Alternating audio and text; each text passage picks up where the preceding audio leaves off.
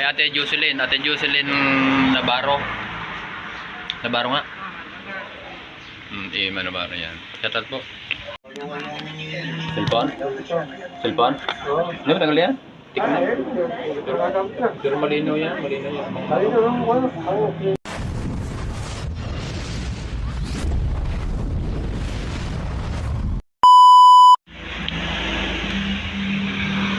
Kain mo tayo mga idol at gutom na tayo.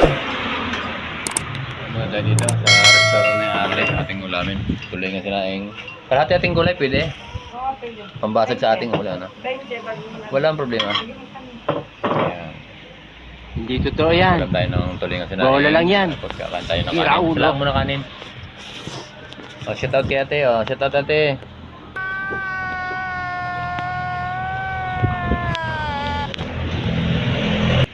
Yung mga lod sa Barangay Lumel, may maliit na kainan dito. Makita nyo. Si ate yun na may-ari. May simpleng kainan, pero dito tayo nagsisimula sa maliit. Pupunta tayo sa malaki. Kain mo tayo mga lods. Meron tayong gulay dito. Gulay kanin. Hindi ka tayo dito mga lods. Sige. Wow! Kain mo tayo dito. Nabar. Ang pangalan nyo ba? Joyce. Pangalan. Shoutout po sa may kay Ate Jocelyn Navarro. Navarro nga. Navarro yan. Shoutout po. O ikaw Neng. Shoutout ikaw. Hi. Bukas. Yan. Okay. Dito po tayo nakain. Dito po sa mga taga-buong San Jose, mga kaibigan natin. Lahat ng taga San Jose. Mapapadaan kayo dito. Pwede nyo makita. May goto dito.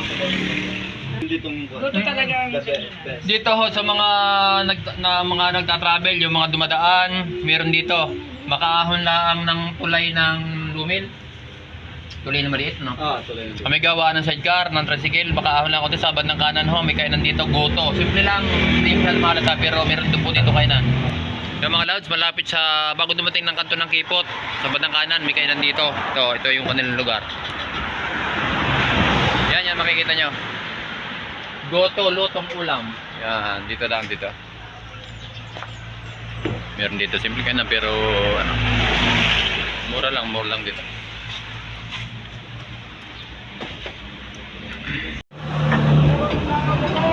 Wala, okay. Katama yung ating kinain. Katama, meron tayong isda, meron tayong gulay. Katama, tingnan, ubos yung kanin. Wala kang awa! Pori tayo sa kanin. Dito tayo sa Barangay Lumil, sa Batangas. Yan, isang araw ang ating binalagi yung lumian sa Malaya.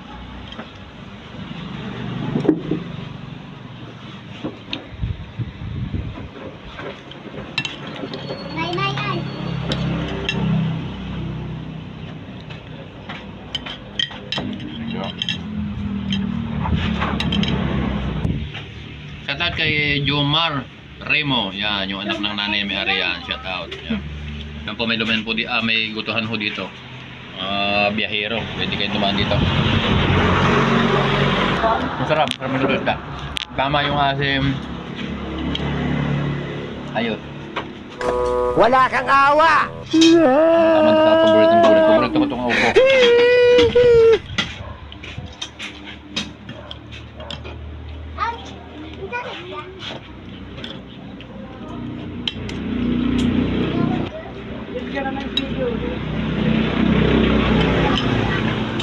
A few moments later. Mga lads, okay, busog tayo.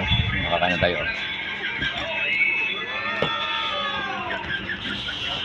Inom lang tayo, inom. Ang hula ko ng kubra dyan. Kubra, mapapandun kubra ako.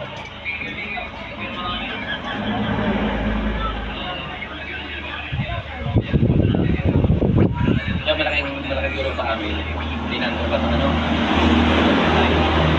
Like kita mo yan, nalike mo na. Bawat makita mo siya, like mo lang para sa amin yan. Dito nakikita mo video ay parang may nag-uukay. Mga Yan. Kita ka doon? Kita ko kung sino nag-heart, kung sino nag-like, kung sino nag-comment, kita ko. Dahil meron ako YouTube studio.